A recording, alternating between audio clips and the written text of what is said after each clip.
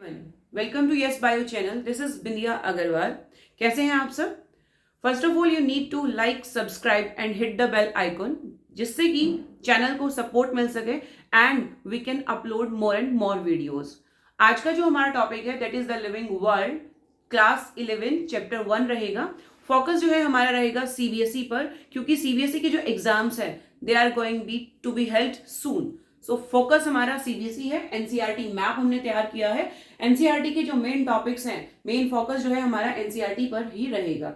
As you all know कि NCERT is the main concern if we talk about bio. NCERT के topics को clear किए बिना we can not go ahead. So first of all in this chapter you need to know what is living. जब आप bio पढ़ते हैं तो सबसे पहले आपको जानना होता है कि लिविंग होता क्या है. आप अपने 4th, 5th, 6th, 7th standard में बहुत अच्छे से व्हाट इज लिविंग की डेफिनेशन जो है वो करते आए होंगे, लेकिन थोड़ा सा हमारा क्राइटेरिया यहाँ पे अलग होगा. अभी तक हमने जो पढ़ा है that is characteristics of living. Living organism के करेक्टरिस्टिक्स क्या होते हैं, जैसे कि जो ग्रो करता है वो लिविंग है, हमने पढ़ा. जो रिप्रोड्यूस कर सके वो भी लिविंग है. जो मूवमेंट कर सके वो लिविंग है. जो ब्रीद करे, लाइफ प्रोसेसेस करे, वो लिविंग है. लेकिन हमारा मेन कंसर्न यहाँ पर है कि लिविंग ऑर्गेनिज्म की करेक्टरिस्टिक्स के साथ साथ हमें पता लगे कि डिफाइनिंग प्रॉपर्टीज कौन कौन सी है. चलो स्टार्ट करते हैं. According to 11th class, living की जो डेफिनेशन है, लिविंग ऑर्गेनिज्म की जो डेफिनेशन है वो थोड़ा सा बदलने वाली है. यहाँ पर सबसे पहले मैंने यहाँ पे लिखा है reproduction, then metabolism, consciousness, cellular organisation. Reproduction जो है वो हम बोलते हैं कि सिनोनिम है with growth in unicellular organism. इन सबको मैं आपको समझाऊंगी. कैरेक्टरिस्टिक्स तो बहुत सारे हैं लिविंग ऑर्गेनिजम्स के, लेकिन उनमें से आप डिफाइनिंग प्रॉपर्टीज किन किन को बोल सकते हो, ये हमारा आज का मेन कंसर्न है. First of all reproduction. Yes of course reproduction is the characteristics of a living organism. क्या आप ये बोल सकते हो कि जो रिप्रोड्यूस नहीं कर सकता वो नॉन लिविंग है? नो, वी कैन नॉट से this thing. Reproduction is a characteristic but it is not a defining property. It is not a defining property. Defining property हम उसको मानेंगे जो सभी लिविंग ऑर्गेनिजम्स में हो और किसी भी नॉन लिविंग ऑर्गेनिज्म में ना हो. सो रिप्रोडक्शन ठीक है, सभी लिविंग ऑर्गेनिजम्स करते हैं इसको, लेकिन नॉन लिविंग की बात आए तो कोई भी ऐसा नॉन लिविंग ऐसा नहीं है कि जो रिप्रोड्यूस कर पाए. Clear? But there is a exception. There are some living organisms that cannot reproduce, right? But we cannot say that they are non-living. So reproduction is not the defining property of a living organism. Second जो हमारा concern है metabolism. First of all, you need to know what is metabolism. Metabolism है क्या? Metabolism जो है it is the sum total of all the reactions going in a cell or a living system. तो metabolism हर एक living organism के अंदर होगा और ऐसा कोई भी लिविंग ऑर्गेनिज्म नहीं है जिसके अंदर मेटाबॉलिज्म ना हो. सेकेंड क्वेश्चन पे आते हैं, क्या ऐसा कोई नॉन लिविंग क्रिएचर है या नॉन लिविंग थिंग है जो मेटाबॉलिज्म करता है? No, non living things can not do metabolism. So जो आपका मेटाबॉलिज्म है it is the defining property. इसको हम मान सकते हैं कि जो मेटाबॉलिज्म है it is the defining property. Next में आती हूँ कॉन्शियसनेस पे. कॉन्शियसनेस का मतलब है कि आप अपने एक्सटर्नल एनवायरनमेंट से कितना जागरूक हो, कि आप कितना कॉन्शियस हो. जो आपके स्टिमुलाई आएंगे उनको आप रिस्पॉन्स करते हो या नहीं करते हो. नॉन लिविंग थिंग में कोई भी ऐसी चीज नहीं है जो कॉन्शियस हो या जो अपने एक्सटर्नल एनवायरनमेंट को रिस्पॉन्ड करे, जो स्टिमुलस को रिस्पॉन्ड करे. लेकिन दूसरी तरफ ऐसा कोई लिविंग ऑर्गेनिज्म नहीं है जो बिना कॉन्शियस रह सकता हो. इवन हम बात करें यूनिसेलुलर ऑर्गेनिज्म की, अमीबा. अमीबा जो है जैसे ही उसको फूड पार्टिकल्स दिखेंगे वो अपने चारों तरफ सूडोपोडिया बनाएगा, फूड को ग्रैब करेगा. So even unicellular organisms can respond to their stimuli. So next defining property हम मान सकते हैं किसको? कॉन्शियसनेस को. नेक्स्ट हमने लिखा सेल्यूलर ऑर्गेनाइजेशन. सेल्यूलर ऑर्गेनाइजेशन का मतलब है कि अभी तक जितने भी लिविंग ऑर्गेनिजम्स हैं वो एक सेल से कम नहीं हो सकते. इवन अमीबा या कोई और ऑर्गेनिज्म आप ले सकते हो, यहाँ पे बिना सेल के ऑर्गेनिज्म नहीं होता. लाइक वायरस की मैं बात करूं, वायरस पे अभी भी कंट्रोवर्सीज हैं कि वो लिविंग है या नॉन लिविंग है, क्योंकि वायरस क्या करता है, जैसे ही वो लिविंग ऑर्गेनिज्म के अंदर एंटर करता है it behaves like living, right? Like it replicates itself but outside the body it cannot replicate itself. So cellular organization is also the defining property of a living organism. Clear? So if we talk about what is living, the question आए कि हमारे पास कि living है क्या, we can say this thing: all those organisms that is showing metabolism, are conscious to their environment and having cellular organization is considered as living or are considered as living. But reproduction जो है, it is not the defining property of a living organism. इसके अलावा एक और concept हम यहां लिख सकते हैं, दैट इज ग्रोथ. अब हम पढ़ते आए हैं कि ग्रोथ जो है वो लिविंग ऑर्गेनिज्म ही करेंगे, लेकिन मैं आपको बोलूं कि एक्सटर्नल ग्रोथ की हम बात करें तो माउंटेन्स हैं. ठीक है, माउंटेन्स के ऊपर क्या होगा कि बाहर से डिपोजिशन होती चली जाएगी और माउंटेन का साइज जो है वो इंक्रीज हो सकता है. रिवर्स की हम बात करें, लेवल जो है अप डाउन हो सकते हैं. So growth can be considered as defining property, but only internal growth. Internal growth की हम जब बात करते हैं, that is the defining property of living organism. But growth आ जाए आपका, growth is not the defining property of living organism, क्योंकि external growth पे जब हम आते हैं तो वो non living organisms भी अपने अंदर exhibit कर सकते हैं. Then, so this is all about what is living. Living वो है जो कि metabolism show करे, conscious हो और cellular organization के behalf पे चले. Next, रिप्रोडक्शन की जब बात आती है, यूनिसेलुलर ऑर्गेनिज्म की मैं बात करूं तो उसके अंदर उसका ग्रो होना ही, उसका रिप्रोड्यूस होना है. लाइक एक सेल है, सेल ने डिवाइड किया, 2 सेल बन गए, वही उसकी रिप्रोडक्शन है. So we have written here, NCERT की ही लाइन है, reproduction is synonym with growth and it is in unicellular only. Right.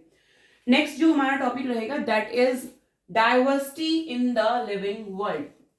Living world की जब हम बात करते हैं तो उसके अंदर कितनी स्पीसीज आती हैं. हमें पता है कि जो हमारा इंडिया है that is a very rich in biodiversity, but हम जब बात करते हैं वर्ल्ड की, so we are having huge species. Known species जो है अभी तक दैट इज 1.7 to 1.8 मिलियन. ये डेटा जो है आपको याद करना पड़ेगा.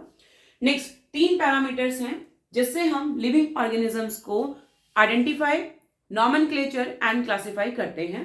3 क्राइटेरिया है हमारे पास, 3 पैरामीटर्स हैं अकॉर्डिंग टू विच हम अपनी डाइवर्सिटी को पहचान सकते हैं या हम उसको कैलकुलेट कर सकते हैं. जैसे ही हमारे पास एक न्यू ऑर्गेनिज्म आता है, we need to identify, later on we have to give a name to that organism. क्योंकि एक ऑर्गेनिज्म को एक एरिया में कुछ और बोला जाता होगा, बट हो सकता है कि उसको किसी और एरिया में कुछ और बोला जाता हो, तो हमें उसको एक पर्टिकुलर नेम देना है जो all over the world same नाम से जाना जाए. So we need to do nomenclature and then classify. Classification भी एक क्राइटेरिया है जिससे हम ऑर्गेनिजम्स को प्लेस करते हैं डिफरेंट कैटेगरीज के अंदर.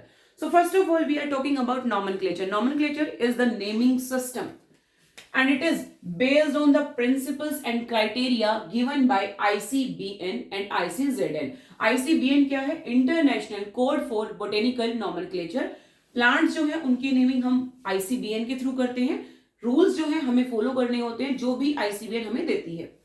नेक्स्ट है ICZN. ICZN is international code for zoological nomenclature. इसमें जितने भी एनिमल्स होंगे, जोलॉजी के बारे में हम यहाँ बात करेंगे, तो जितना भी ये हमें रूल्स देगी, प्रिंसिपल्स देगी, क्राइटेरिया देगी, वी नीड टू फॉलो जब भी हमें एक न्यू ऑर्गेनिज्म की नेमिंग करनी है. सो बेसिकली जो हमारे नॉमेनक्लेचर सिस्टम्स हैं बहुत सारे हैं, बट हमने किसके बारे में पढ़ना है, that is binomial nomenclature. Binomial nomenclature जो है, it is the worldwide used method and is given by Carolus Linnaeus. Carolus Linnaeus ने नेमिंग किया था. इसके अकॉर्डिंग उन्होंने कुछ रूल्स हमें दिए.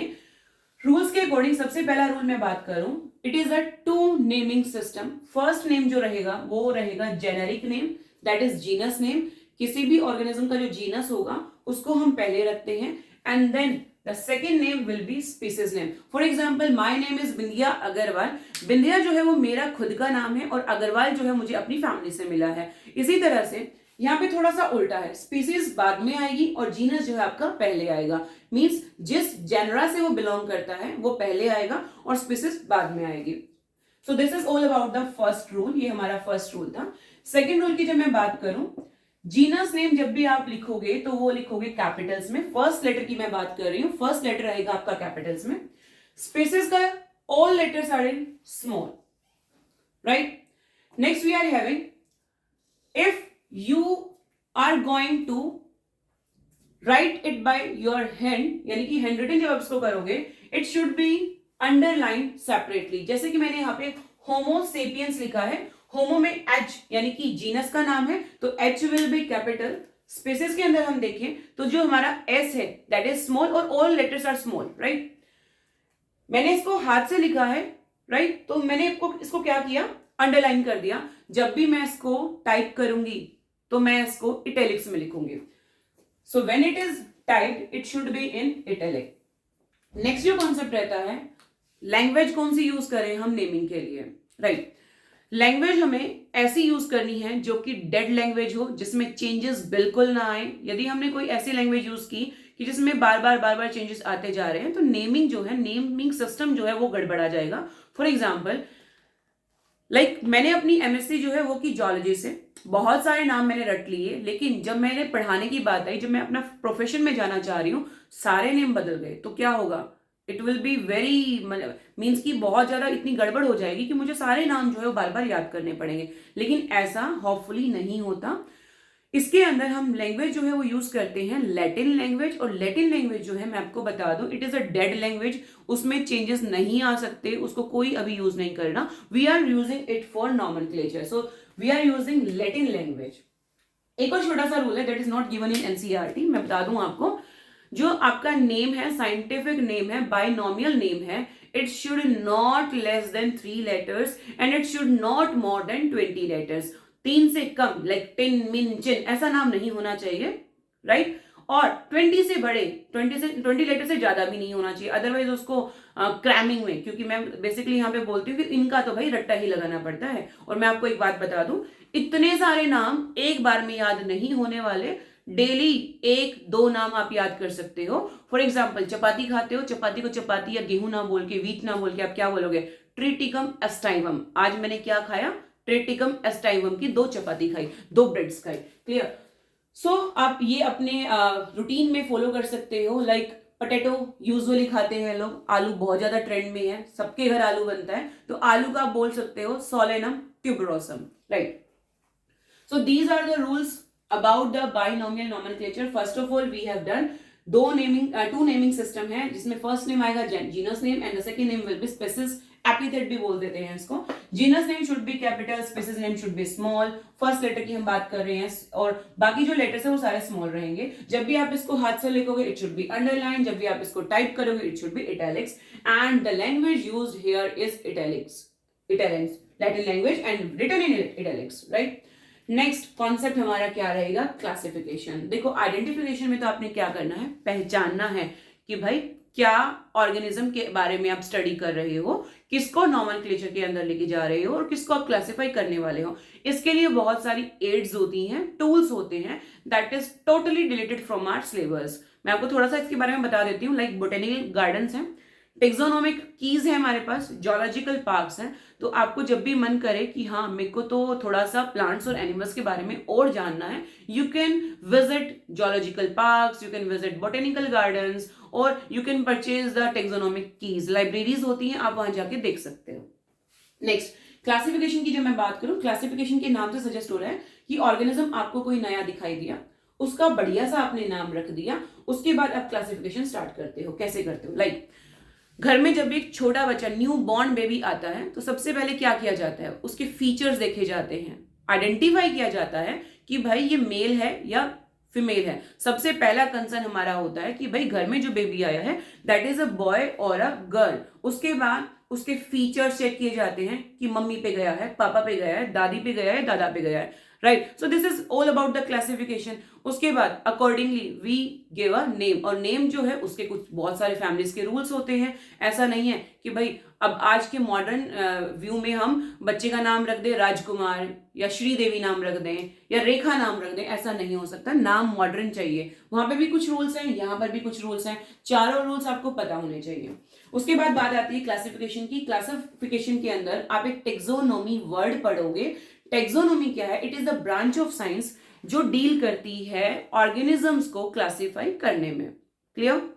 उसके बाद एक और वर्ड है दैट इज सिस्टमैटिक्स। सिस्टमैटिक्स में हमने क्या किया, टेक्सोनोमी तो ले ली, अच्छे से हम उसको आइडेंटिफाई नॉमेनक्लेचर करेंगे, उसके साथ साथ हम एवोल्यूशनरी रिलेशनशिप भी देखेंगे। फॉर एग्जांपल ह्यूमंस का इवोल्यूशन जो है बोला जाता है एप्स से हुआ है, मैन लाइक फीचर्स उसके पास देखे गए, और वही जो है होमो हबिलस, होमो इरेक्टस, इस तरह से वो अपने आप को ग्रो करता गया, and later on it is converted into homo sapiens, और कुछ जनरेशंस के बाद ही पता नहीं क्या ही स्पीसीज इसकी बन जाए, क्योंकि सिविलाइजेशन जो है वो बहुत बढ़ रहा है। तो बेसिकली क्लासिफिकेशन का बेसिस, बेटा क्वेश्चन जो है ये टीचर का फेवरेट रहता है कि बेसिस ऑफ क्लासिफिकेशन बता दीजिए, 1 2 3 मार्क्स में आ सकता है। बेसिस की मैं बात करूं, सबसे पहले आप देखते हो क्लासिफाई करते वक्त मॉर्फोलॉजी, एक्सटर्नल कैरेक्टर जो है वो कैसे हैं, एनाटॉमी यानी कि इंटरनल कैरेक्टर कैसे हैं, सेल का स्ट्रक्चर कैसा है, सेल प्रोकैरियोट है, यूकैरियोट है, या सेल ऑर्गेनाइजेशन कैसी है, यूनिसेलुलर है, मल्टीसेलुलर है, डेवलपमेंट प्रोसेस, डेवलपमेंट कैसे हुआ, डेवलपमेंट में बोलूं तो ट्रिप्लोब्लास्टिक है, डिप्लोब्लास्टिक ऑर्गेनिज्म है, सिलोमेट है या एसिलोमेट है, वो सब हम करेंगे चैप्टर 2 के अंदर बायोलॉजिकल क्लासिफिकेशन के अंदर। देन इकोलॉजिकल इंफॉर्मेशन, ये भी बहुत इंपॉर्टेंट है कि भाई एक ऑर्गेनिज्म आ गया, आप उसको क्लासिफाई कर रहे हो, उसका इकोसिस्टम में क्या काम है, इकोसिस्टम में किस तरह से वो अपने आप को बेनिफिट या हार्मफुल प्रोड्यूस हो सकता है, अपने आप को प्रूव कर सकता है। So this is all about classification. Classification में आप एक वर्ड पढ़ रहे हो taxonomy. Taxonomy is the branch of science that deals in classification basically. Systematics means taxonomy plus आप यहां पे रख देते हो एवोल्यूशनरी रिलेशनशिप। टेक्सोनोमी की जब हम बात करते हैं उसमें 2-3 ही चीजें आती हैं, like nomenclature, identification and classification itself. But जब हम सिस्टमैटिक्स की बात करते हैं तो we need to include evolutionary relationship also, right. Systematics का लिटरली मीनिंग होता है कि अरेंजमेंट करना है आपने सिस्टम से। इसको लिनियस ने अपनी बुक के अंदर फर्स्ट ऑफ ऑल बताया था। बुक का नाम जो था वो था सिस्टमा नेचुराe। तो उसके अंदर इन्होंने इसका जिक्र किया था कि सिस्टमैटिक्स होता क्या है। जब उसी टाइम से लोग इसकी तरफ जो है वो अपना स्टडी करना शुरू कर दिया, राइट। सो आज का जो लास्ट टॉपिक है दैट इज टेक्सोनोमिक कैटेगरीज।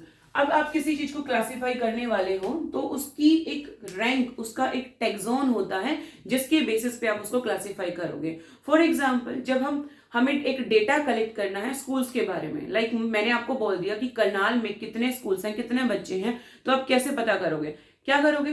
पढ़ने वाले बच्चों की मैं बात कर रही हूँ, पढ़ने वाले बच्चे जाएंगे बेसिकली स्कूल्स के अंदर। First of all you need to grab कितने टोटल स्कूल्स हैं करनाल के अंदर। उसके बाद स्कूल्स के अंदर होती हैं बिल्डिंग्स, बिल्डिंग्स के अंदर होते हैं सेक्शंस, और सेक्शंस के अंदर होते हैं बच्चे, ठीक है। तो आपको वहां से अपना डेटा जो है सारा मिल जाएगा। इसी तरह से हमने यहाँ पे क्लासिफाई किया है। If we go from species to kingdom it is in ascending order, clear. Ascending order में है। Ascending order in case of number of organism, ज्यादा क्लोज रिलेशन होगा स्पीसीज के अंदर, फिर वो कम होता चला जाएगा। यदि क्लोज रिलेटिव्स पूछा जाए तो ये डिसेंडिंग है, लेकिन नंबर ऑफ ऑर्गेनिज्म पूछा जाए तो ये असेंडिंग है। So basically first of all we will talk about kingdom, राज्य। किंगडम जो है बेसिकली 5 किंगडम्स हैं, पढ़ेंगे इसके बारे में चैप्टर 2 के अंदर। किंगडम्स के अंदर आते हैं phylum, phylum in case of animals, and division in case of plants. आप प्लांट्स की क्लासिफिकेशन कर रहे हो तो उसको डिवीजन में डालोगे, एनिमल्स की कर रहे हो तो फाइलम में डालोगे। बस यहीं पर ये डिफरेंट है थोड़ा सा रैंक, अदरवाइज सारे सेम है। फाइलम या डिवीजन के अंदर होगा क्लास, क्लास के अंदर होंगे ऑर्डर्स, ऑर्डर्स के अंदर होंगे फैमिली, फैमिली के अंदर होंगे जीनस, एंड जीनस के अंदर होंगे स्पीसीज। सो बेसिकली आपको यहाँ पे याद क्या रखना है, ये 7 टेक्सोन है, 7 के 7 आपको इसी ऑर्डर में याद रखने हैं। आपको बता दिया मैंने किंगडम, किंगडम के अंदर आएंगे फाइलम और division. Phylum is for animals, division is for plants. Phylum division के बाद आती हैं क्लासेस, क्लासेस के अंदर आते हैं ऑर्डर्स, ऑर्डर्स के अंदर आती है family, then genus, species, done, right. So basically क्या होगा, बहुत सारी एक जैसी दिखने वाले स्पीसीज बनाएंगी जीनस, बहुत सारे जीनस इकट्ठा होकर बनाएंगे फैमिली, फैमिली बनाएंगी ऑर्डर, ऑर्डर बनाएंगे क्लासेस, क्लासेस बनाएंगे फाइलम और डिवीजन, और they will be included in kingdom, clear. So basically this is all about the taxonomic hierarchy, chapter 2, chapter 3, chapter 4 जब आप करोगे तो सब कुछ आपको यहाँ पे क्लियर हो जाएगा। सो द लास्ट वन जो आपको बहुत अच्छे से याद करना है और एग्जाम में आ भी जाता है, आपको एक एनसीईआरटी में टेबल दी हुई है जिसके अंदर 4 ऑर्गेनिजम्स के नाम, उनके साइंटिफिक नेम, उनकी क्लासिफिकेशन, फैमिली, ऑर्डर, इन सब के बारे में बताया हुआ है, आपको वो याद करना है। सो बेसिकली देखो, मैन का तो हमें याद हो जाता है, ठीक है, मैन को आप आज से ही बोलना शुरू कर दो, they are the Homo sapiens. Homo आ गया जीनस, सेपियंस आ गया आपका स्पीसीज। फैमिली की बात करूं तो हम कौन सी फैमिली से बिलोंग करते हैं, हम होमिनिडे फैमिली से बिलोंग करते हैं। देन क्लास की बात करूं तो we are from mammalia. Mammalia में वही सब ऑर्गेनिज्म इंक्लूड होंगे जो अपने बच्चों को फीड कर सकते हैं, those who are having mammary glands यानी कि ब्रेस्ट। नेक्स्ट हम बाद में बात करें, देखो क्लास के बाद अब क्या आ जाएगा, फैमिली स्पीसीज कर लिया, जीनस कर लिया, फैमिली कर लिया, देन हमारे पास आ गया ऑर्डर एंड देन क्लास। अब उसके बाद ऑर्डर की मैं बात करूं, दे आर फ्रॉम कॉर्डेटा। कौन से फाइलम से कहा जाएंगे, कॉर्डेटा का फाइलम कौन सा है हमारा, कॉर्डेटा। हम कॉर्डेटा से बिलोंग करते हैं। कॉर्डेटा के अंदर वो सारे ऑर्गेनिजम्स आ जाते हैं जिनकी वर्टिब्रल कॉलम प्रेजेंट होती है, या हम बोल सकते हैं कि नोटोकॉर्ड कभी ना कभी उनकी होती है। नेक्स्ट है हाउस फ्लाई। हाउस फ्लाई को आज से ही बोलना स्टार्ट कर दो, मुस्का डोमेस्टिका, राइट। मिसिडे फैमिली का नाम है, then insecta is class and phylum is arthropoda. Arthropoda largest phylum है, सबसे ज्यादा ऑर्गेनिज्म इसी के अंदर पाए जाते हैं। देन मैंगो, मैंगो बहुत ज्यादा खाया जाता है, इसका नाम याद कर लो, Mangifera indica. Mangifera indica, indica is species, Mangifera is genus. Anacardiaceae family. बेटा एक बात याद रखना, जो भी एनिमल्स होंगे उनकी फैमिली के पीछे आपको वर्ड्स दिखेंगे ए ई, लेकिन प्लांट्स के पीछे दिखेंगे सी ई ए ई। तो उससे आप देख लेना, पूछ भी जाता है कि जो फैमिली आपको दी हुई है ये प्लांट फैमिली है या एनिमल फैमिली है। तो just watching these suffix you can understand कि ये फैमिली कौन सी है, प्लांट की फैमिली है या ये एनिमल की फैमिली है। और बेसिकली ये भी पूछ लिया जाता है, लाइक एनाकार्डिसिए दे दिया, ये फैमिली है, ऑर्डर है, क्लास है, तो ए ई वर्ड आ जाए और सी ई ए वर्ड आ जाए तो बेसिकली ये फैमिलीज होती हैं। वीट की मैं बात करूं, अभी मैंने आपको बताया कि वीट का नाम है Triticum aestivum. Triticum is genus, aestivum is the species. And family की मैं बात करूं, the family is Poaceae, family is Poaceae. Then it is from monocots, monocot से ये आ जाएगा, and it is under angiosperms. Mango जो रहता है दैट इज डाइकोट, डाइकोट और मोनोकोट दोनों ही, यानी कि मैंगो और वीट दोनों ही कौन से डिवीजन से हैं, एंजियोस्पर्म में से हैं। Clear. So this is all about chapter 1। बाकी के जो टॉपिक्स हैं they are deleted from the syllabus, आपको बस इतना ही ग्रैब करना है। एनसीईआरटी बहुत अच्छे से पढ़ो, नोट्स रेडी करो, नोट्स के अंदर एनसीईआरटी मैप जैसे मैंने यहाँ पे तैयार किया हुआ है, you can make it your on also. Clear. Last मैं आपको बोलना चाहूंगी, इफ यू वांट कि इसी तरह से आपके बाकी चैप्टर्स भी मैं अपलोड करूं, don't forget to like, subscribe and hit the bell icon. Thanks a lot.